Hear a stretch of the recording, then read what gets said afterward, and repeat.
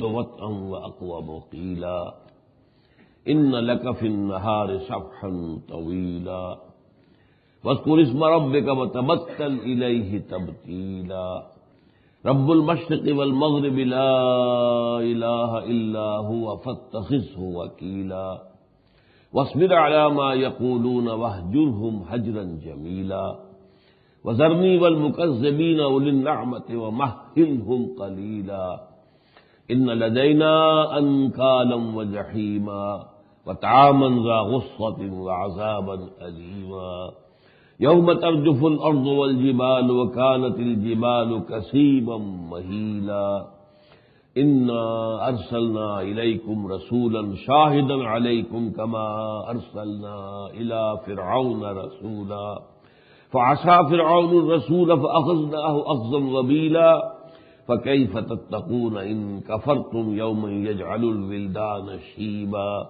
السماء منفطر به كان وعده مفعولا إن هذه تذكرة فمن شاء اتخذ إلى ربه سبيلا صدق الله العظيم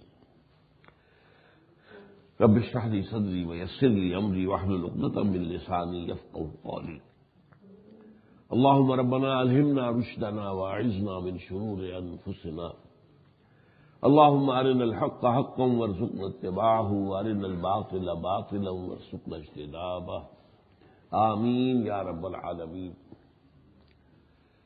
سورہ مزمل کا جو پہلا رکوع ہے وہ 19 آیات پر مشتمل ہے، جو ابھی میں نے پورا تلاوت کیا ہے۔ دوسرا رکوع صرف ایک آیت پر مشتمل ہے، آیت نمبر 20، اگرچہ وہ آیت بہت طویل ہے اور اس کے بارے میں بہرحال بہت سے آراء ہیں جو بعد میں جب ہم وہاں پہنچیں گے تو ان پر انشاءاللہ گفتگو ہوگی۔ پہلے رکوع کی 19 آیات میں سے 7 پر گفتگو ہو چکی ہے۔ حضور صلی اللہ علیہ وسلم کے لیے سورہ مزمل، سورہ مدثر دونوں میں عرض کر چکا ہوں پچھلی مرتبہ، ان الفاظ کے پس منظر میں ایک کیفیت ہے، اور وہ کیفیت کیا تھی؟ فکر مندی، تشویش، غور و فکر، سوچ بچار، یہ کیفیت طاری تھی آپ کو۔ اس میں کہیں ایک چادر لی اور لپٹ کر لیٹ گئے، یا ایک طرف جو ہے سمٹ کر بیٹھ گئے، ہر ایک سے علیحدہ ہو گئے۔ حضرت عائشہ کی حدیث جو بہت ہی اہم ہے اس موضوع پر، میں آپ کو سنا چکا ہوں کہ آپ جب 40 برس کے لگ بھگ عمر ہوئی تو آپ کو خلوت گزینی محبوب ہو گئی، اور پھر یہ معاملہ یہاں تک بڑھا کہ پھر آپ غار حرا پر جا کر کئی دن جو ہے وہاں پر تنہائی کے اندر بسر کرتے تھے، دن رات مسلسل۔ اب اس میں ہوتا کیا تھا وہ میں بتا چکا ہوں آپ کو کہ اگرچہ حدیث کے لفظ یتحنث فیہ، وہاں وہ عبادت کرتے تھے، لیکن عبادت کیا تھی اس وقت؟ تو شارحین حدیث کا کہنا یہ ہے کہ کان صفت تعبدہ فی غار حرا التفکر والاعتبار، غور و فکر، سوچ بچار۔ اس سوچ بچار میں نے جیسا کہ عرض کیا تھا، اللہ تعالیٰ نے جو بھی فلسفیانہ فکر ہے انسان کا، جہاں تک اس کی رسائی ہے وہاں تک نبی اکرم صلی اللہ علیہ وسلم کو وہ ذہنی، فکری اور جو ایک سفر تھا فلسفیانہ وہ طے کرا دیا۔ اس کے بعد پھر جو ہے وحی کا آغاز ہوا، اس لیے کہ وحی کا تو نقطۂ آغاز وہاں ہے جہاں انسانی سوچ کا اختتام ہو جاتا ہے، اس کے بعد جو ہے وحی کا قدم شروع ہوتا ہے۔ اب اس میں بھی سب سے پہلے جو خطاب ہو رہا ہے تو اسی کیفیت میں کہا جا رہا ہے کہ بس اب بہت سوچ لیا، بہت غور و فکر ہو گیا، اور اب آپ کھڑے ہوں اور اپنے مشن کا آغاز کریں۔ اب مشن کا آغاز کیا ہے وہ تو اگلی صورت میں ہے، سورہ مدثر میں۔ اس کے لیے خاص تیاری ضروری ہے، اگرچہ آپ پہلے بھی وَإِنَّكَ لَعَلَىٰ خُلُقٍ عَظِيمٍ یہ ہم پڑھ چکے سورہ نون میں، آپ اخلاق فاضلہ کی آخری بلندی پر فائز ہیں، اس میں کوئی شک نہیں ہے، لیکن پھر بھی یہ مشن جو آپ کے حوالے کیا جا رہا ہے یہ بہت سخت ہے، یہ قول ثقیل ہے، یہ بہت سخت مشقت طلب ہے۔ اس کے لیے ذرا اور تیاری کرنی ہوگی، ذرا اور جو ہے اس کے لیے اپنی استعداد پیدا کرنی ہوگی، اور اس کے لیے کیا ہے؟ قُمِ اللَّيْلَ إِلَّا قَلِيلًا، کھڑے رہا کرو رات کو، کھڑے رہا کرو یعنی اللہ کے سامنے دست بستہ، رات کو یعنی رات کا اکثر حصہ سوائے اس کے تھوڑے سے حصے کی، پھر تشریح کر دی آدھا حصہ، آدھی رات، یا ان میں سے بھی کچھ کم کر لو، کبھی طبیعت جو ہے اس پر پوری طریقے سے آمادہ نہ ہو، کسل ہو تو ٹھیک ہے، 1/3 آیت میں رات جو ہے وہ بھی کفایت کر جائے گی۔ لیکن زد علیہ او زد علیہ ورتل القرآن ترتیلا، یا پھر اور بڑھاؤ تو 2/3 کر دو، اور کرو کیا، قرآن کو ترتیل کے ساتھ پڑھتے رہو پڑھتے رہو پڑھتے رہو پڑھتے رہو۔ اس میں چونکہ اصل جو ہے قیام ہے، یقیناً اس میں سجدہ بھی ہوتا ہوگا، رکوع بھی ہوتا ہوگا، لیکن اصل سے قیام ہے۔ قم اللیل الا قلیلا، وہ قیام کے لیے اصل میں یہ قیام اللیل در حقیقت۔ اور آپ کو یاد ہوگا میں رمضان مبارک میں بیان کرتا رہا ہوں کہ تراویح کا جو معاملہ ہے اس کے بارے میں حدیث میں جہاں آتا ہے اس میں لفظ قیام اللیل ہے، تو قیام اللیل جو ہے اس کی جو ہے کم سے کم یہ مقدار ہونی چاہیے جو اس صورت میں آئی ہے 2 مرتبہ، دوسرے رکوع میں پھر آئی ہے یہ۔ بہرحال اس میں تیاری کیا ہے، راتوں کو کھڑے رہو، یہ نفس کو کچلنے میں بہت مؤثر ہے۔ انسان کے جو طبعی تقاضے ہیں، نفس کے تقاضے، وہ ان میں سے سب بہت زیادہ جو زوردار ہے وہ یہ ہے کہ اسے استراحت چاہیے، آرام چاہیے، اور رات کو اللہ تعالیٰ نے خاص طور پر بنایا اس لیے ہے۔ لیکن یہ کہ اس نفس کی مخالفت میں راتوں کو کھڑے رہنا اور اللہ کی یاد کرتے رہنا، اللہ کے کلام کی تلاوت کرتے رہنا، یہ گویا کہ پہلی ایکسرسائز ہے، پہلی مشقت ہے کہ جو آپ کو جھیلنی ہے، اور اس میں قرآن کا پڑھنا ہے، رتل القرآن ترتیلا۔ انا سنلقی علیک قولا ثقیلا، بڑی بھاری بات آپ پر ہم ڈالنے والے ہیں۔ وہ جیسا کہ میں عرض کر چکا ہوں اگلی سورت کے شروع میں آئے گا، یا ایھا المدثر قم فانذر وربک فکبر، بہت بھاری بات۔ ان ناشئۃ اللیل ہی اشد وطئا واقوم قیلا ان لک فی النہار سبحا طویلا، اور آپ کے لیے دن کے وقت میں تو بڑی مصروفیت ہے، آپ کا آنا جانا ہے، پھرنا ہے، آپ ادھر جا رہے ہیں ادھر جا رہے ہیں۔ دعوت کا جب آغاز ہوا تو ظاہر بات ہے کہ پھر تو آپ کے لیے ہر وقت جو ہے یہی دھن تھی کہ کس کو جا کر خطاب کروں، کس کو بات بتاؤں۔ اب آگے چل رہے ہیں اسی میں ہم، وَاذْكُرِ اسْمَ رَبِّكَ وَتَبَتَّلْ إِلَيْهِ تَبْتِيلًا، اور اپنے رب کے نام کو یاد کرتے رہا کرو اور یکسو ہو جاؤ اسی کی طرف، یعنی یکسو ہو کر اسی کے بن کر رہ جاؤ۔ یہ اصل میں ایک تو یہ کہ ذکر الہی کی جو شکل ہے بہترین، وہ اللہ تعالیٰ کے اسماء حسنہ کے حوالے سے ہے، اس لیے کہ اور تو ہمارے پاس کوئی تصور نہیں ہے، اللہ کی ذات کا تو کوئی تصور ہم کر ہی نہیں سکتے، وہ تو ہمارے لیے وراء الورا ثم وراء الورا ثم وراء الورا، وہ ہمارے ذہن سے، فکر سے، سوچ سے، تصور سے، وہم سے بالا تر، اے برو و وہم و قیل و قال من، ہمارے وہم اور تصور اور تخیل اور قیل و قال سے باہر اللہ کی ذات۔ تو اللہ تعالیٰ کا جو کچھ ہمارے ساتھ تعلق ذہنی ہے، ہمارا جو ہو سکتا ہے اس کے ساتھ، تو وہ اس کے اسماء کے حوالے، اسماء و صفات، لہذا اللہ کے اسماء کے حوالے ہی سے اس کا ذکر ہوتا ہے۔ اللہ تعالیٰ کے اسم، بہت بڑا اسم، اہم اسم اللہ ہے، رحمان ہے، رحیم ہے، 99 اسماء ہے، اور ان میں سے ہر ایک کی اپنی ایک خاص تاثیر بھی ہے۔ چنانچہ بہت سے لوگ روحانی طور پر جو علاج کرتے ہیں وہ مختلف اسماء جو ہے مختلف لوگوں کو بتاتے ہیں کہ آپ خاص طور پر اس اسم الہی کا ورد کیا کریں۔ وَاذْكُرِ اسْمَ رَبِّكَ وَتَبَتَّلْ إِلَيْهِ تَبْتِيلًا، بطول کہتے ہیں اس کو جو یکسو ہو گیا ہو۔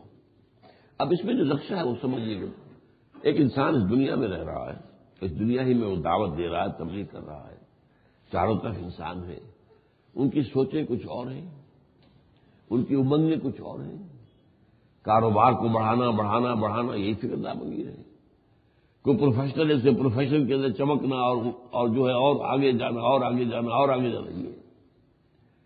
لیکن ایک شخص جو ہے وہ اس کی دھن ہی اور ہو گئی ہے، اس کی سوچ ہی اور ہے، اس کی فکر ہی اور ہے، تو ظاہر بات ہے کہ وہ تو گویا کہ اپنے اس معاشرے کے اجنبی ہو گیا، علیحدہ ہو گیا۔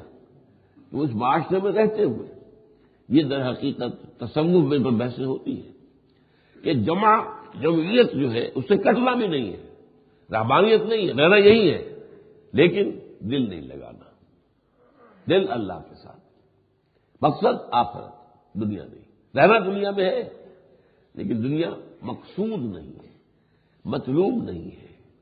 یہ ایسی شے نہیں ہے کہ جس کے لیے آدمی بھاگ دوڑ اشرف المخلوقات ہو کر اور بھاگ دوڑ اسی کے لیے کرتا رہے۔ یہ تو گویا کہ اس نے اپنی قیمت جو ہے بڑی گھٹیا جو ہے، بہت کم قیمت پر اپنے آپ کو بیچ دیا۔ یشترون بثمن قلیلا، انسان اپنے آپ کو بڑی حقیر سی قیمت پر بیچ رہا ہے۔ صبح سے شام تک جو فکر دامن گیر ہے، صبح سے شام تک جو آدمی لگ رہا ہے، چکر کھا رہا ہے، بیٹھ رہا ہے، محنت کر رہا ہے، پھر راتوں کو سوچ رہا ہے، پروگرام بنا رہا ہے، یہ سارا معاملہ جو ہے کیا ہے؟ تو اس نے اپنے آپ کو بیچ دیا ہے. جیسا کہ ایک حدیث میں آتا ہے صلی اللہ علیہ وسلم، حضور نے فرمایا کل نفس یغدو، ہر صاحب نفس انسان جو ہے، ہر انسان وہ صبح کرتا ہے اور اس کے بعد بائع نفسہ، پھر وہ اپنی جان بیچنی شروع کرتا ہے. وہ بات جان بیچ رہا ہے، کہیں دفتر میں جا کر بیچ رہا ہے، کہیں اپنے کلینک پر جا کر بیچ رہا ہے، کہیں کسی اور انداز میں بیچ رہا ہے، کہیں وہ رسی چلا کر بیچ رہا ہے، کہیں وہ اینٹیں ڈھو کر بیچ رہا ہے، کہیں وہ ہل چلا کر بیچ رہا ہے. وہ بائع نفسہ، وہ موتقھا و موبقھا. لیکن انجام کے اعتبار سے کچھ لوگ وہ ہوتے ہیں جو اس مشقت کے نتیجے میں اپنے نفس کو آزاد کرا لیتے ہیں اللہ تعالیٰ کے عذاب، اللہ کی پکڑ سے. وہ محنت انہوں نے کی ہے اللہ کے قانون کے مطابق، اس کی شریعت کے دائرے میں رہتے ہوئے، اللہ کے جملہ حقوق کو ادا کرتے ہوئے وہ محنت کی ہے، تو گویا کہ اس نے اپنے نفس کو آزاد کرا لیا.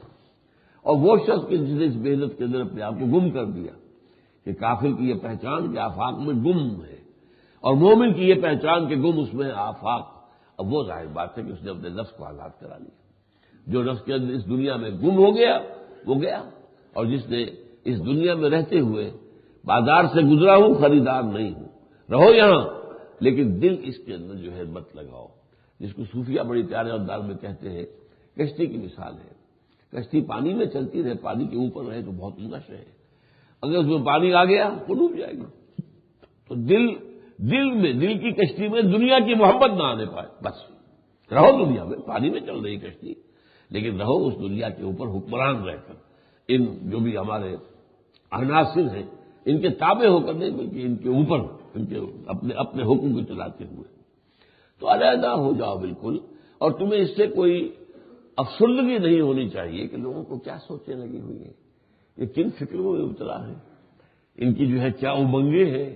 نہیں، ٹھیک ہے، وہ جو کر رہے ہیں انہیں کرنے دیجیے، آپ یکسو ہو جائیے. لیکن یکسو ہونے کا مطلب یہ نہیں کہ ان سے تعلق منقطع کر دیجیے، نہیں. ظاہر بات ہے کہ دعوت دینی ہے تو تعلق تو رکھنا ہے. ان سے کٹ کر پھر تو وہ کام جو ہے اپنا مشن کیسے پورا ہوگا. انہی میں سے آپ کو نکالنے ہیں آدمی جن کے اندر ان کی فطرت صحیح ابھی قائم ہے، فطرت سلیمہ اور عقل سلیم موجود ہے. انہی میں سے نکل کر آئیں گے نا. انہی میں سے ابو بکر نکلے ہیں، اسی میں سے عمر آئے ہیں، ٹھیک ہے 6 سال بعد آئے ہیں لیکن آئے تو ہیں. انہی میں سے آپ کو معلوم حضرت عثمان آئے ہیں، انہی میں سے، ان میں آپ کو طلحہ اور زبیر آئے ہیں، عبد الرحمن ابن عوف آئے ہیں، سعید بن زید آئے ہیں. یہ سب کہاں سے آئے؟ انہی لوگوں میں سے آئے ہیں.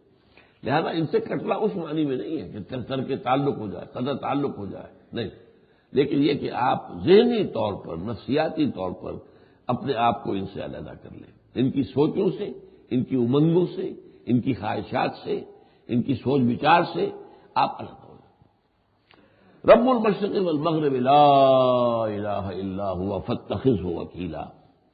وہ رب ہے، مالک ہے، مشرق کا بھی مغرب کا بھی، اور اس کے سوا کوئی معبود نہیں ہے، بس اسی کو اپنا کارساز بنا لیجئے. وکیل اصل میں کہتے ہیں ایسی ہستی کو جس کے حوالے اپنا کام کر دیا جائے.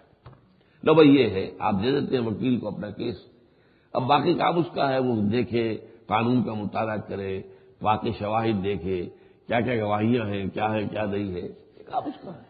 آپ نے دے دیا، اس کو فیس دے دی، اور باقی عوام اس کو کرنا ہے. تو وکیل وہ ہے جو کارساز ہو، جو ذمہ دار ہو جائے آپ کے کام. تو فاتخذہ وکیلا، توکل کا معاملہ ذات باری تعالیٰ کے سوا اور کسی شے پر نہ، کسی مادی چیز پر، کسی انسان پر، کسی ذرائع اور وسائل پر ختم. توکل اللہ، اللہ لا الہ الا ہو، اس کی فعلی اللہ فلیتوکل المؤمنون. اللہ وہ ہے جس کے سوا کوئی الہ نہیں ہے، بس اللہ ہی پر توکل کرنا چاہیے اہل ایمان. اچھا، یہاں بھی مطلب یہ نہیں ہے کہ آپ وسائل کو استعمال نہ کریں، یہ غلط ہو جائے گا. محنت کریں لیکن محنت پر تکیہ نہ کریں، نتیجہ اللہ نکالے گا. آپ کی محنت سے از خود کو نتیجہ برابر نہیں ہو جائے گا. آپ وسائل استعمال کریں لیکن کبھی یہ نہ سمجھیں کہ نتیجے کا دار و مدار وسائل پر نہیں، نتیجہ اللہ کے ہاتھ میں. ہو گئی تھی نا غلطی جب فتح مکہ کے بعد اب ایک تو فتح مکہ کا سرور تھا، اللہ تعالیٰ نے اتنی بڑی فتح عطا فرمائی، مکہ فتح ہو گیا اور مسلمانوں کو زبردست فتح حاصل ہو گئی۔ اب اس کے بعد حنین کا مرحلہ آیا، تو حنین کے مرحلے میں اب چلتے ہوئے جو نئے نئے ایمان لائے تھے فتح مکہ کے بعد وہ بھی کثیر تعداد میں شامل ہو گئے، 12,000 کا لشکر ہو گیا۔ اتنا بڑا لشکر جو ہے حضور صلی اللہ علیہ وسلم کے ساتھ میں اس سے پہلے کبھی نہیں ہوا تھا۔ زیادہ سے زیادہ مکے کی طرف جو آئے وہ 10,000 تھے، اب یہ 12,000 ہیں۔ تو کچھ لوگوں کو گمان ہو گیا ہوگا کہ آج ہمیں کون شکست دے سکتا ہے، ہم 313 سے تو شکست نہیں ہوئی تھی، یہ آج تو ہم 12,000 ہیں۔ چنانچہ اس پر اللہ تعالیٰ کی طرف سے فوری طور پر پکڑ آ گئی۔ دیکھیے جن کے رتبے جتنے زیادہ ہوتے ہیں اتنی ہی ان پر سختی بھی ہوتی ہے، جن کے رتبے ہیں سوا ان کی سوا مشکل ہے۔ ایک بات میرے لیے وہ معمولی سی لغزش ہوگی، اللہ معاف بھی فرما دے گا، لیکن کوئی شخص اللہ کے یہاں اونچا مقام رکھتا ہو اس کے لیے وہ لغزش وہ ناقابل معافی ہو جاتی ہے، اسے یقیناً جو ہے اس کے اوپر سرزنش ہوتی ہے اور سخت ہوتی ہے۔ قرآن مجید میں اسی وجہ سے بہت سی جگہوں پر آپ دیکھتے ہیں کہ حضور کے ساتھ خطاب میں بھی ذرا سختی کا انداز جو ہے نمایاں ہے، وہ آپ کے مقام کے اعتبار سے ہے۔ یہ نہیں ہے کہ در حقیقت میں کوئی اتنی بڑی غلطی یا اتنی بڑی خطا یا کوئی اتنا بڑا گناہ تھا، معاذ اللہ نہیں، اس ذرا سا بھی وہاں پر جو مقام و مرتبہ آپ کا ہے اس سے عدم مناسبت رکھنے والی شے جو ہے تو اس پر پکڑ لیا گیا۔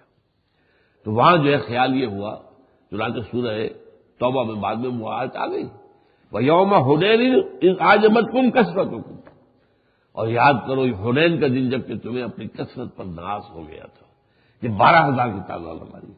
ہوا کیا؟ ہوازن کے تیر انداز جو ہے ادھر ادھر پہاڑیوں کے اوپر چھپے بیٹھے ہوئے تھے۔ جب عین وادی میں یہ لشکر آ گیا، پھر جو ان کی طرف سے جو تیر اندازی ہوئی ہے، تیر جو انہوں نے چلائے ہیں، تو بھگدڑ مچ گئی۔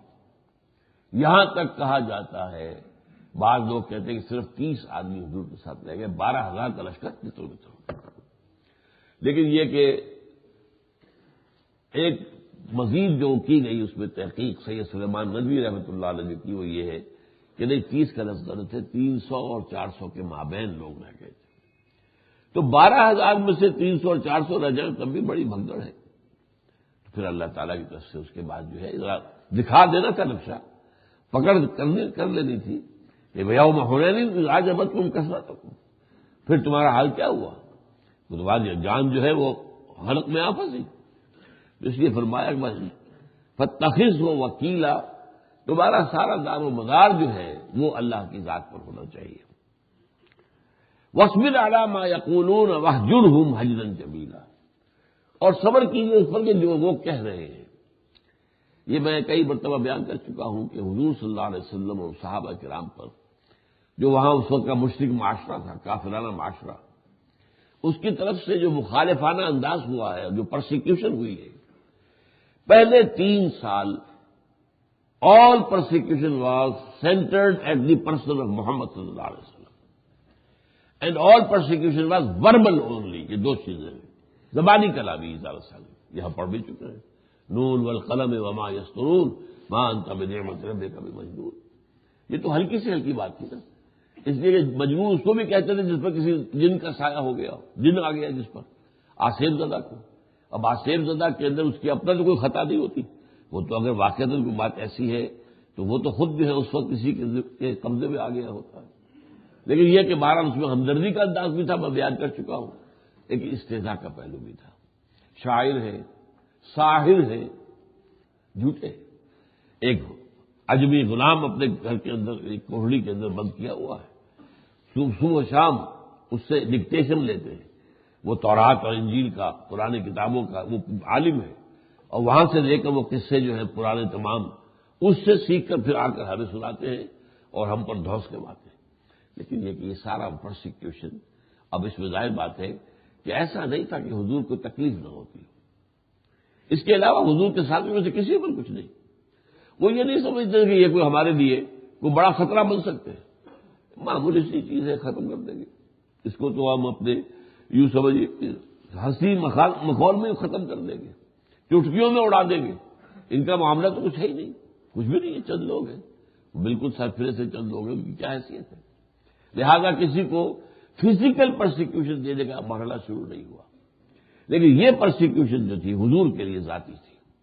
اس پر آپ نے سورہ حجر کے اندر ہم نے آیت پڑھی ہے کہ اللہ فرماتا ہے وَلَقَدْ نَعْلَمُ أَنَّكَ يَضِيقُ صَدْرُكَ بِمَا يَقُولُونَ. اے نبی ہمیں خوب معلوم ہے کہ جو کچھ یہ آپ کے بارے میں کہہ رہے ہیں اس سے آپ کا سینہ بجھتا ہے، آپ کو صدمہ ہوتا ہے، آپ کو تکلیف ہوتی ہے، یہ ہمیں معلوم ہے. لیکن اب یہاں فرمایا جا رہا ہے وہ لیکن جو ہے فرمایا گیا وَاصْبِرْ عَلَىٰ مَا يَقُولُونَ وَاهْجُرْهُمْ هَجْرًا جَمِيلًا.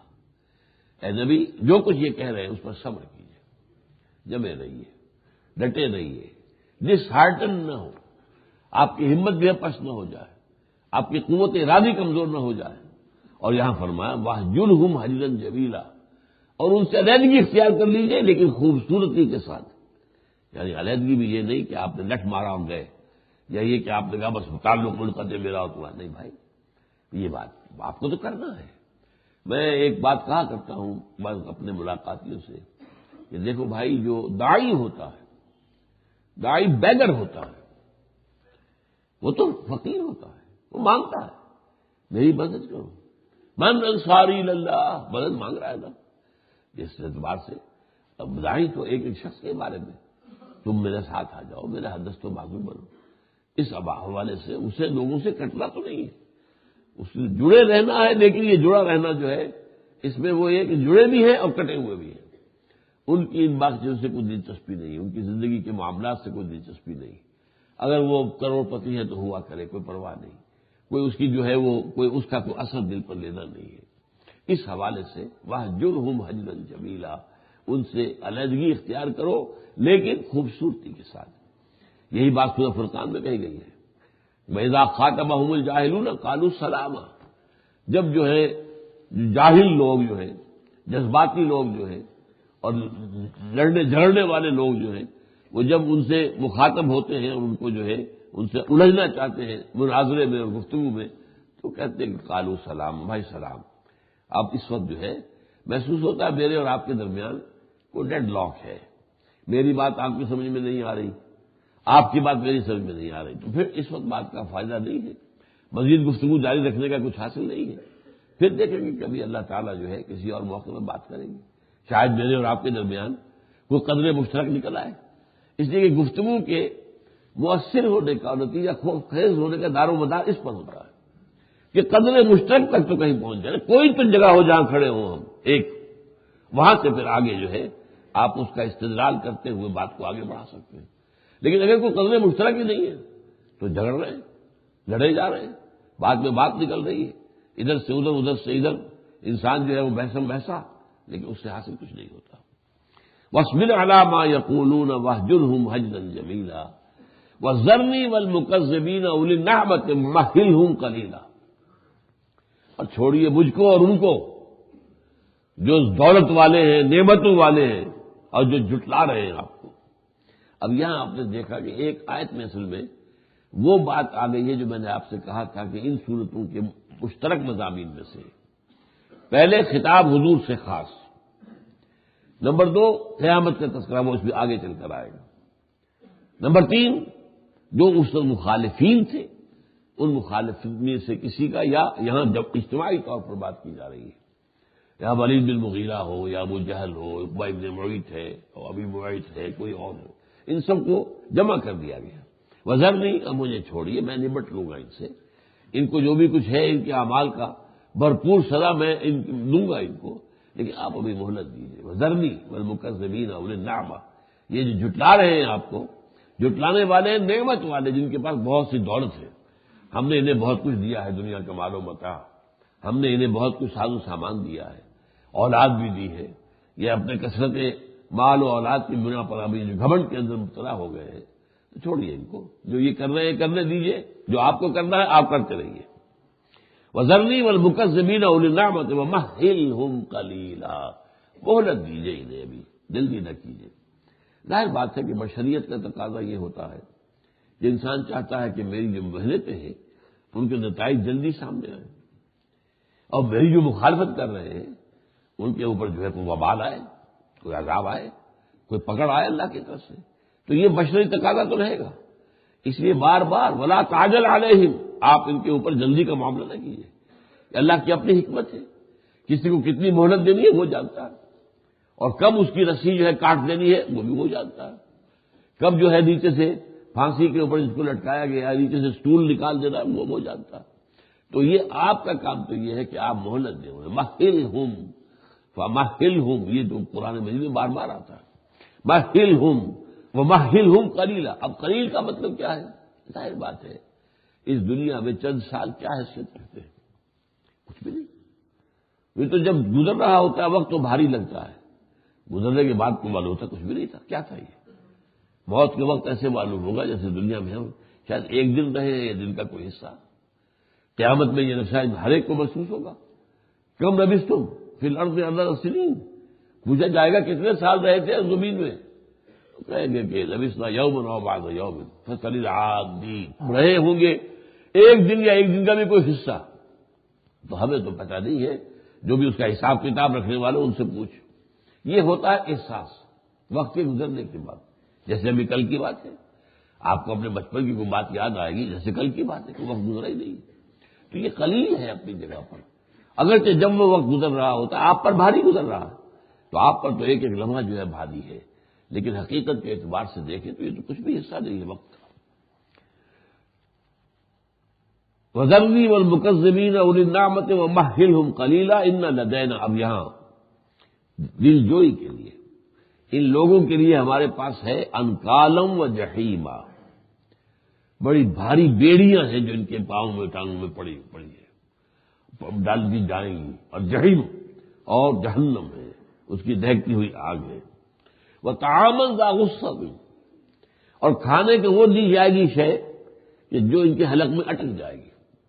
قرآن مجید میں زقوم کے نام سے کہا گیا ہے کہ ایک جو جہنم کے درمیان میں سے جو ایک درخت ہوگا اور اس کا بہت کڑوا کسیلا اس کا جو ہے ذائقہ ہوگا، اس میں سے کھائیں گے مجبوراً۔ بھوک کی انتہا آپ کو معلوم ہے، بھوک کی انتہا میں آدمی حرام کام کی چیز بھی کھاتا ہے، مردار بھی کھاتا ہے، سب کچھ کرتا ہے۔ یہ جیسے کمانڈو ہوتے ہیں ہمارے، ان کو یہ ٹریننگ دی جاتی ہے۔ یہ کمانڈو جو ہے اگر فرض کیجیے کسی جنگل گھنے جنگل میں جا رہے ہیں اور کچھ کھانے کو نہیں، بچھو کھاتے ہیں، چھپکلیاں کھاتے ہیں، گو کھاتے ہیں، سانپ کھاتے ہیں، یہ سارے کھاتے ہیں، کھانا پڑتا ہے، وہ تو پیٹ مانگ رہا ہے کچھ نہ کچھ، آپ کو کیلوریز چاہیے، تو اس حوالے سے یہ خاص ٹریننگ ہوتی ہے اس کے لیے۔ اسی کا میں نے مجھے دیکھا میں نے ٹیلی ویژن میں ایک منظر، تو میں حیران رہ گیا کہ یہ بھی ہوتا ہے بالفعل، اور سمجھ آیا کہ ہو سکتا ہے۔ جب بھوک اتنی شدید ہو تو کیا کرے گا انسان؟ تو ذا غصۃ، وہ زقوم کے درخت کا وہ جو بھی پھل ہے وہ کھائیں گے، لیکن وہ ان کے حلق میں اٹک جائے گا۔ وعذابا علیما، اور دردناک عذاب ہوگا۔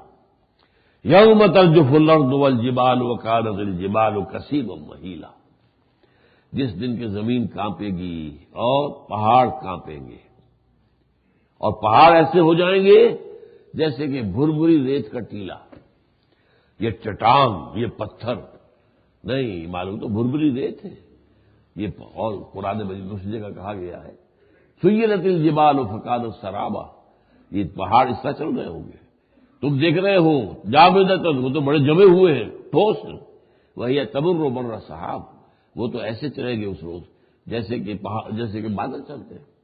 اب بادلوں کا اندازہ اب تو ہمیں ہو گیا نا، پہلے تو نہیں ہوگا۔ اب ہوائی جہاز ہمارا بادلوں میں سے اترتا بھی ہے، بادلوں میں چڑھتا بھی ہے، بادل کے اندر سے گزر رہے ہوتے ہیں۔ بادل کیا ہے؟ جیسے دھنکی ہوئی روئی ہو یا دھنکی ہوئی جو ہے وہ اون ہو، وہی ہے اور کچھ بھی نہیں۔ اسی میں سے ہوائی جہاز گزرتا چلا جا رہا ہے، اسی میں سے اترتا ہوا نیچے آ رہا ہے، بولے کہ وہ چل رہے ہیں، بادل چل رہے ہیں۔ یوم ترجف الارض والجبال، اور یہ زمین کا جو لرزنا ہے اس کو قرآن مجید میں بار بار واضح کیا گیا ہے۔ آپ کو معلوم ہے کہ ایک دفعہ جھٹکا لگتا ہے نا جب زلزلے کا، ایک دم آدمی کے جو ہے نا ہوش ٹھکانے آ جاتے ہیں، معلوم ہوتا زمین میرے قدموں تلے ہے ہی نہیں، کیا ہوگا؟ اب جو مسلسل جو ہے زمین کانپ رہی ہو، لرز رہی ہو، اس کا نتیجہ کیا نکلے گا؟ یا ایھا الناس اتقوا ربکم ان زلزلۃ الساعۃ شیء عظیم یوم ترونھا تذہل کل مرضعۃ عما ارضعت وتضع کل ذات حمل حملها وترى الناس سکارى وما هم بسکارى ولکن عذاب اللہ شدید۔ یہ سورہ حج کے شروع میں نقشہ کھینچا گیا ہے۔ اے لوگو ڈرو اپنے پروردگار سے، اس کا تقوی اختیار کرو، جان لو قیامت کا زلزلہ جو آئے گا وہ بہت سخت ہوگا۔ ان زلزلۃ الساعۃ شیء عظیم، جس دن دیکھو گے ہر دودھ پلانے والی جو ہے وہ اپنے دودھ پیتے بچے کو بھول جائے گی۔ یہ ایک انتہا ہے انسان کے، اس سے زیادہ شدید محبت کا کوئی تصور ہم کر نہیں سکتے۔ دودھ پلانے والی ماں، دودھ پینے والا بچہ، جس قدر ان کے درمیان ہے، لیکن بھول جائے گی، اس کو اپنی پڑی ہوگی، نفسی نفسی، اس بچے سے غافل ہو جائے گی، اور ہر حمل والی کا حمل گر جائے گا۔ یہ سارے حالات جو ہیں تو یہ فرمایا گیا یوم ترجف الارض والجبال وکانت الجبال کثیبا مہیلا، ایسے ہو جائیں گے جیسے کہ بربل ریت ہو۔ اب اس کے بعد اس سورہ مبارکہ میں پہلی مرتبہ رسالت کا تذکرہ آ رہا ہے۔ ابھی تک ہم نے پڑھی ہم نے سورہ علق پڑھ لی، سورہ نون پڑھ لی، یہاں پر کہیں ابھی رسالت کا تذکرہ نہیں آیا تھا۔ یہ آیت ہے اہم ترین اس اعتبار سے، انا ارسلنا الیکم رسولا شاہدا علیکم کما ارسلنا الی فرعون رسولا۔ دیکھو اے قریش، اے بنی اسماعیل، اے اولاد ابراہیم علیہ السلام، بھیج دیا ہے ہم نے تمہاری طرف اپنا ایک رسول، تم پر گواہ بنا کر، بلکہ صحیح ترجمہ ہوگا تمہارے خلاف گواہ کی حیثیت سے، جیسے کہ ہم نے بھیجا تھا ایک رسول فرعون کی طرف۔ فرعون نے رسول کی نافرمانی کی، فاخذناہ اخذا وبیلا، تو ہم نے اسے بہت وبال والا پکڑا، ایسی پکڑ، بڑی وبال والی پکڑا۔ اب یہ ہے اصل میں لفظ جہاں پر جو آ رہا ہے، ایک تو یہ انا ارسلنا الیکم رسولا، رسول کا لفظ میں نے بتایا پہلی دفعہ آ رہا ہے، اور رسول کا فنکشن کیا ہے؟ شاہدن علیکم۔ یہاں جو ہے اس لفظ کے سمجھنے میں بہت لوگوں کو ٹھوکریں لگی ہے۔ اصل میں یہ ابھی چونکہ محرم بھی ابھی تو غالباً پورا گیا نہیں ہے، چل ہی رہا ہے، تو شہید شہید شہید شہید شہید کے معنی وہ جو اللہ کی راہ میں قتل ہو جائے۔ پورے قرآن میں یہ لفظ اس معنی میں نہیں آیا، صرف ایک امکان ہے سورہ آل عمران کی ایک آیت کا، باقی اور کہیں نہیں، وہاں پر بھی دوسرا امکان بھی موجود ہے۔ شہید کے اصل معنی کیا ہے؟ ایک مرتبہ ایک ٹی وی مذاکرے میں ایک بہت بڑے عالم دین انڈیا سے آیا کرتے ہیں، شیعہ عالم ہیں، مولانا کلب صادق، وہ آتے ہیں لکھنؤ سے ہر سال کراچی میں جو ہوتی ہیں 10 روزہ محفلیں عشرہ محرم کی، ان کا خطاب کرتے ہیں جو مرکزی جگہ ہوتی ہے، وہ بھی تھے۔ ایک خاص نامور عالم جو ہے کراچی کے، وہ بھی تھے۔ فلسفہ شہادت پر گفتگو ہو رہی تھی، میں نے کہا شہید کے اس معنی میں تو قرآن میں آئے ہی نہیں۔ ان دونوں حیران ہو گئے، اور میں حیران ہوا، اتنے بڑے عالم اور ان کی توجہ ادھر ہوئی نہیں آج تک۔ ہاں یہ بات تو ہے، دونوں نے مانا، کہیں نہیں شہید کے معنی مقتول فی اللہ نہیں ہے۔ قرآن مجید میں یہ لفظ کیا آتا؟ ولا تکونوا لمن یقتل فی سبیل اللہ اموات، یشہدوا تو نہیں کہا گیا، اور مت کہو ان کو جو قتل ہو جائے اللہ کی راہ میں، ولا تحسبن الذین قتلوا فی سبیل اللہ امواتا، اور ہرگز نہ سمجھنا کبھی ان کو جو اللہ کی راہ میں قتل ہو جائے کہ وہ مردہ ہے۔ تو قتل کا لفظ آ رہا ہے، سیدھا سیدھا قتل، یقاتلون فی سبیل اللہ فیقتلون ویقتلون، وہی قتل کا لفظ ہے کہ ہمارے یہ بندے جو ہے صاحب ایمان وہ اللہ کی راہ میں قتال کرتے ہیں، تو قتل کرتے بھی ہیں، قتل ہوتے بھی ہیں۔ خود حضور سے جو حدیث وارد ہے، لَمَزِدْتُ أَنْ أُقْتَلَ فِي سَبِيلِ اللَّهِ ثُمَّ أُحْيَا ثُمَّ أُقْتَلَ ثُمَّ أُحْيَا ثُمَّ أُقْتَلَ، کوئی لفظ قتل ہے؟ میری تو بڑی خواہش ہے کہ وہ اللہ کی راہ میں قتل کر دیا جاؤ، پھر زندہ کیا جاؤ، پھر قتل کیا جاؤ، پھر زندہ کیا جاؤ، پھر قتل کیا جاؤ۔ لفظ قتل ہے، قرآن میں یہ لفظ اس معنی میں حدیث میں آیا ہے، لیکن استشہاد کے معنی میں، استشہاد اس کے معنی کیا میں بتاتا ہوں آپ کو۔ اصل میں اس لفظ کے معنی کیا ہے؟ شاہدہ، موجود ہونا، شاہد غائب، شاہد وہ ہے جو موجود ہے، غائب وہ ہے جو یہاں موجود ہے۔ اب اس لفظ کے جو استعمالات ہوتے ہیں، ایک تو یہ کہ کوئی وقوع کہیں ہوا ہے، کوئی قتل کہیں ہوا تھا، اس کی گواہی سب سے بڑھ کر کس کی معتبر ہوگی؟ جو وہاں شاہد تھا، لہذا شاہد سے لفظ بن گیا گواہ، شاہد گواہ، شہید گواہ۔ اور ایک اور معنی ہے، آپ کا کتنا ہی گہرا دوست ہے، مدد تو تبھی کر سکتا تھا اگر وہاں موجود ہوتا تو مدد کرتا۔ تو شاہد کے معنی مددگار کے بھی ہے، کفا باللہ شہیدہ، اللہ کافی ہے اپنے رسول کے لیے مددگار کے طور پر۔ تو چونکہ موجودگی کے ساتھ ان دو چیزوں کا تعلق ہے، گواہی اور مدد۔ اب گواہی میں لیجیے، بڑی باریکی سے یہ 3-4 مسائل سمجھ لیجیے۔ گواہی جو ہے وہ کسی کے حق میں ہوتی، کسی کے خلاف ہوتی۔ کوئی بھی معاملہ ہے، آپ گواہ آئے، آپ یا مدعی کے حق میں گواہی دے رہے ہیں تو مدعا علیہ کے خلاف ہے، مدعا علیہ کے حق میں گواہی دے رہے ہیں تو مدعی کے خلاف ہے۔ کسی کے حق میں ہوگی، کسی کے خلاف ہوگی۔ لہذا اس کے لیے عربی زبان میں جب کہ کسی کے حق میں ہو تو لام آئے گا۔ کونوا قوامین للہ ہے شہداء بالقسط، اور کونوا قوامین بالقسط شہداء للہ، اللہ کے حق میں گواہی دینے والا ہے۔ اور ایک جس پر گواہی پڑ رہی ہو، جس کے خلاف گواہی پڑ رہی ہو، تو یہاں اللہ کا لفظ آیا ہے۔ رسول ہمیشہ جس ملت کی طرف بھیجے گئے ان کے خلاف گواہی دیں گے، اے اللہ تیرا پیغام جو مجھ تک آیا تھا میں نے پہنچا دیا تھا۔ Now they are responsible, they are accountable, اب ان سے حساب کتاب لینا تیرا کام ہے۔ اسی لیے حضور نے آخری خطبے کے اندر کس کیفیت کے اندر جو ہے، آپ سوچئے 23 برس کی محنت شاقہ کے بعد وہ وقت آیا تھا کہ 1.25 لاکھ کا مجمع سامنے تھا، آپ نے خطبہ دیا حجۃ الوداع میں، اور اس میں اپنی تعلیمات کے اہم نکات کو دہرایا، اور اس کے بعد ایک سوال کیا، الا هل بلغت، لوگوں میں نے پہنچا دیا یا نہیں؟ اور پورے مجمع نے کہا انا نشهد انك قد بلغت الرسالة واديت الامانة ونصحت الامة وكشفت الغمة۔ ہاں حضور ہم گواہ ہیں، آپ نے رسالت کا حق ادا کر دیا، امانت کا حق ادا کر دیا۔ قرآن امانت تھا، آپ کے پاس ہمارے لیے اللہ نے بھیجا تھا، یہ آپ کے لیے تو نہیں تھا، صرف امانت تھا۔ اور آپ نے امت کی خیر خواہی کا حق ادا کر دیا، اور آپ نے گمراہی کے پردے چاک کرنے کا حق ادا کر دیا۔ 3 دفعہ سوال کیا، الا هل بلغت، اور جواب تینوں مرتبہ انا نشهد انك قد بلغت الرسالة واديت الامانة ونصحت الامة وكشفت الغمة۔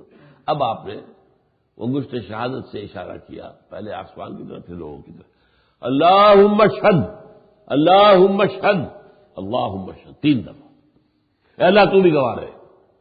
وہ قول ثقیل جو آیا تھا میرے کاندھے پر، وہ آج اتر گیا، میں نے ذمہ داری ادا کر دی، مان رہے ہیں وہ۔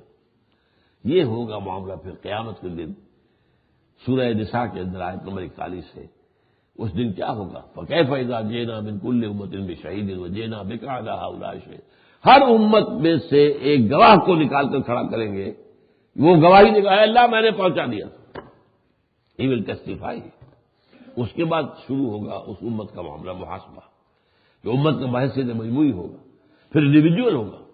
تو یہ سارا، لیکن پہلے کون ہے؟ پروزیکیوشن وٹنس کی حیثیت سے جو رسول بھیجے گئے تھے وہ کھڑے ہو کر وہ ٹیسٹیفائی کریں گے، اے اللہ تیرا پیغام ہم نے انہیں پہنچا دیا۔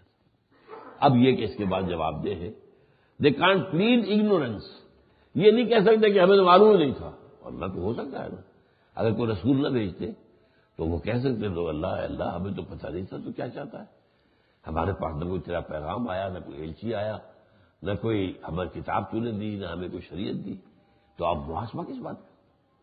اسی لیے آپ دیکھیے سورہ بنی اسرائیل میں کہا گیا ہے وما كنا معذبین حتی نبعث رسولا، ہم عذاب دینے والے نہیں ہیں جب تک کہ رسول کو نہ بھیج دیں۔ کسی قوم کے اوپر جو ہے وہ عذاب استیصال جو ہے، جڑ کاٹ دینے والا، جڑ سے اکھیڑ دینا اس قوم کو، نسیم منسیہ کر دینا، یہ اس کے بغیر نہیں۔ چھوٹے چھوٹے عذاب آتے رہتے ہیں، وہ جگانے کے لیے بھی ہوتے ہیں تاکہ ہوش میں آ جائیں، اگر یہ مدہوش ہیں تو ہوش میں آ جائیں، نیند کے ماتے ہیں ذرا جاگ جائیں، تو جھجوڑنے کے لیے بھی اس کو کہتے ہیں عذاب ادنا۔ یہ سورہ سجدہ کے اندر جو حضور جمعے کے روز فجر میں پہلی رکعت میں پڑھتے تھے بالعموم سورہ سجدہ، اس میں کیا ہے؟ وَلَنُذِيقَنَّهُم مِّنَ الْعَذَابِ الْأَدْنَىٰ دُونَ الْعَذَابِ الْأَكْبَرِ لَعَلَّهُمْ يَرْجِعُونَ۔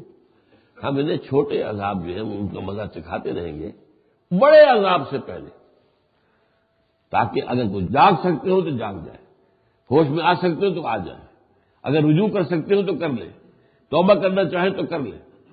تو یہ اس پورے فلسفے کو سمجھ میں رکھیے، یہ شہید کے معنی کیا ہے، اور یہ لفظ قرآن مجید میں اصلاً رسالت کے لیے آیا ہے۔ تمام رسول شہید ہیں، حالانکہ کوئی رسول قتل ہو سکتا ہی نہیں. تمام فکیف اذا جئنا من کل امت بشہید، شہید ہیں وہ تمام رسول، شہید گواہی دیں گے، اس معنی میں شہید ہے کہ اللہ ہم نے بات پہنچا دی تھی. باقی یہ کہ رسول تو جو ہے وہ تو اللہ نے طے کیا ہوا، اللہ تعالیٰ نے فیصلہ کیا ہوا. کتب اللہ لاغلبن انا ورسلی، اللہ نے طے کر دیا ہے میں اور میرے رسول تو غالب آ کر رہیں گے. رسول مقتول کیسے ہوگا؟ وہ مغلوب ہی نہیں ہو سکتا، مقتول کیسے ہوگا؟ اور آپ دیکھتے ہیں کہ ایک جگہ پر سورہ قمر میں غالباً حضرت نوح نے فریاد یہی تو کی تھی، انی مغلوب فانتصر، اے اللہ میں تو مغلوب ہوا چاہ رہا ہوں تو میری مدد کرو. تیرا قاعدہ، تیرا قانون یہی ہے کہ رسول اگر مغلوب ہونے کے قریب ہو جائیں ان کو قتل نہیں کیا جا سکتا، ان پر غلبہ حاصل نہیں کیا جا سکتا، پھر اللہ کی طرف سے خصوصی جو ہے وہ عذاب آ جاتا ہے. اسی لیے تو میں کہہ رہا ہوں آپ سے کہ حضور اتنی تمنا رکھتے ہوں لمزدت ان اقتلا فی سبیل اللہ ثم احیا ثم اقتلا ثم احیا ثم اقتلا، اور اللہ نے نہیں بات مانی. ورنہ حضور کی دعا، حضور کی خواہش اور اللہ رد کر دے. وہ رد کیوں کی؟ اس لیے یہ تو اللہ کے مستقل ضابطے کے خلاف ہے. رسول نہیں قتل ہو سکتا. کتب اللہ لاغلبن انا ورسلی، لہذا اس اعتبار سے جب بھی یہ وقت آتا تھا کہ کوئی رسول کو اب جان لینے پر تل جائے پھر رسول وہاں سے ہجرت کرنے کے اوپر اس کی اجازت دے دی جاتی تھی اور قوم پر عذاب آ جاتا تھا. تو فرمایا یہ گویا کہ پورا فلسفہ رسالت اس آیت کے اندر آ گیا ہے. دس از دی فرسٹ آیا اس ترتیب نزولی کے اعتبار سے جس میں رسالت کا ذکر آیا ہے. سورہ علق میں نہیں آیا، سورہ نون میں نہیں آیا. اگر ذکر آیا حضرت یونس علیہ السلام کا کہ آپ ان کی طرح کوئی جلد بازی سے کام نہ لیجیے، اور ولا تکن کصاحب الحوت اذ نادى وهو مكظوم. لیکن یہاں پر آ گیا انا ارسلنا الیکم رسولا شاہدا علیکم، جو تمہارے خلاف گواہی دے گا قیامت کے دن کھڑا ہو کر. کما ارسلنا الی فرعون رسولا، جیسا کہ ہم نے بھیجا تھا فرعون کی طرف رسول کو. فعصى فرعون الرسول فاخذناه اخذا وبیلا، تو فرعون نے نافرمانی کی ہمارے رسول کی علیہ الصلوۃ والسلام، تو ہم نے پھر ان کو پکڑا وبال والا پکڑنا، اخذا وبیلا بڑا سخت پکڑنا. فرعون صلی اللہ علیہ وسلم جو ہے غرق کیے گئے سمندر کے اندر. فاخذناه اخذا وبیلا، اب بڑا پیارا اندر فکیف تتقون ان کفرتم، تو سوچو تم کیسے بچو گے عذاب الہی سے اگر تم کفر کرو گے. جو کچھ کیا تھا آل فرعون نے وہی کرو گے تو وہی سزا تمہیں ملے گی جو انہیں ملی تھی. اللہ کے ہاں کوئی ناانصافی نہیں ہے، اللہ کے ہاں کوئی جانبداری نہیں ہے. اس کا قانون جو ہے وہ بے لاگ ہے، اس کی سنت جو ہے وہ کوئی بدلنے والا نہیں ہے. ولن تجد لسنت اللہ تحویلا ولن تجد لسنت اللہ تبدیلا، اللہ کا قانون ہے. تو کیف تتقون، کیسے بچو گے تم؟ اگر فرعون نہیں بچا، اس کا لاؤ لشکر نہیں بچا تو تمہاری حیثیت تو وہ نہیں ہے. فرعون کا لاؤ لشکر، فرعون کا دبدبہ، فرعون کی حکومت، تمہاری کیا حیثیت ہے؟ ایک چھوٹی سی بستی ہے مکے کے اندر، عرب کے اندر چند ہزار نفوس ہوں گے، اللہ اللہ خیر صلی اللہ، اور کیا حیثیت تھی؟ وہ تو یہ کہ کعبے کی بدولت کہ وہاں پر تمام قوموں کے تمام جو قبیلے ہیں ان کے بت رکھے ہوئے تھے، اس لیے ان کے جو کاروان ہوتے تھے، جو تجارتی قافلے ہوتے تھے، ان پر کوئی حملہ نہیں کرتا تھا. اس لیے ساری تجارت جو ایسٹ ویسٹ کی وہ ان کے پاس آ گئی تھی، مناپلی آ گئی تھی.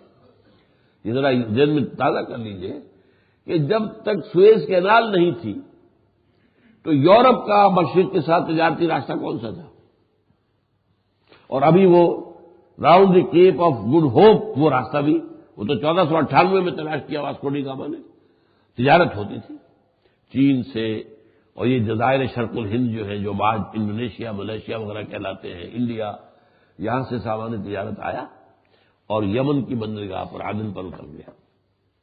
وہاں سے یہ قریش کا قافلہ اس سامان کو لے کر چلا، اور یہ جزیرہ نمایاں عرب کے مغربی ساحل کے ساتھ طائف اور مکے سے گزرتا ہوا اور پھر بدر کے سے گزرتا ہوا یہ شام گیا. شام کے وہ جو میڈیٹرینین کی بندرگاہ ہے وہاں اتار دیا. یورپ سے مال وہاں آیا، وہ یہاں اترا ہوا تھا، یہاں سے اس کو اٹھایا اور اس کو لے کر چلے اور اس کو یمن پہنچا دیا. تو سردیوں میں یہ جاتے تھے جنوب کی طرف، گرمیوں میں شمال کی طرف، وہ ٹھنڈی جگہ ہے. لیلۃ الشتاء والصیف یہ کہا گیا، لإلاف قریش ایلافہم رحلۃ الشتاء والصیف. تو اس کی وجہ سے انہیں خوشحالی میسر آ گئی تھی کہ انہیں یہ ایسٹ ویسٹ ٹریڈ کے اندر ایک نیسیسری لنک کی حیثیت حاصل ہو گئی تھی.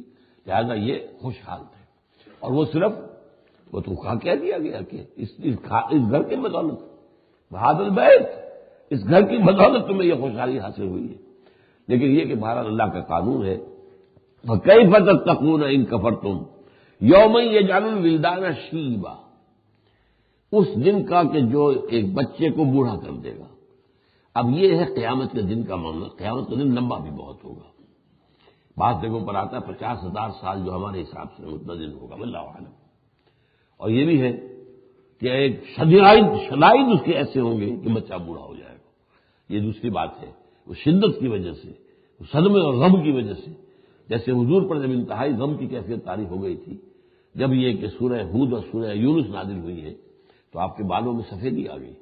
حضرت ابوبکر نے پوچھا حضور کیا معاملہ ہے، آپ پر بڑھاپا آ گیا ہے؟ فرمایا شیبتنی ہود واخواتھا، مجھے سورہ ہود اور اس کی ہم مضمون صورتوں نے بوڑھا کر دیا، اس لیے محسوس ہوتا ہے کہ مہلت ختم ہو رہی ہے، وہ مہلہم قلیلا جو کہا گیا تھا اب وہ مہلت اختتام کو پہنچ رہی ہے، اور شاید کہ اب یہ اس قوم کو نسیہ منسیہ کر دیا جائے۔ فَكَيْفَ تَتَّقُونَ إِن كَفَرْتُمْ يَوْمًا يَجْعَلُ الْوِلْدَانَ شِيبًا السَّمَاءُ مُنفَطِرٌ بِهِ، اور یہ دن وہ ہے کہ جس کے بوجھ تلے آسمان پھٹ پڑنے کو ہے۔ یہ ثقلت فی السماوات والارض، یہ قیامت جو ہے آسمان و زمین کے اندر موجود ہے، اندر اس کے اندر انبلٹ ہے، وہ تو ایک وقت میں آئے گا، جیسا کہ آپ کہتے ہیں کہ ٹائم بام ہے ٹک ٹک ٹک ٹک کر رہا ہے، ایک وقت میں آگے پھٹے گا، اس سے پہلے نہیں پھٹے گا، وہ وقت جب وہ پھٹے گا وہ اللہ کے علم ہے، لیکن وہ قیامت جو ہے وہ کہیں خارج سے نہیں ہے، وہ تو اس کے اندر اس تقریر کے اندر موجود ہے۔ تو فرمایا گیا یوم یجعل الولدان شیبا السماء منفطر به کان وعده مفعولا، اور اللہ کا وعدہ جو ہے وہ تو پورا ہو کر رہے گا۔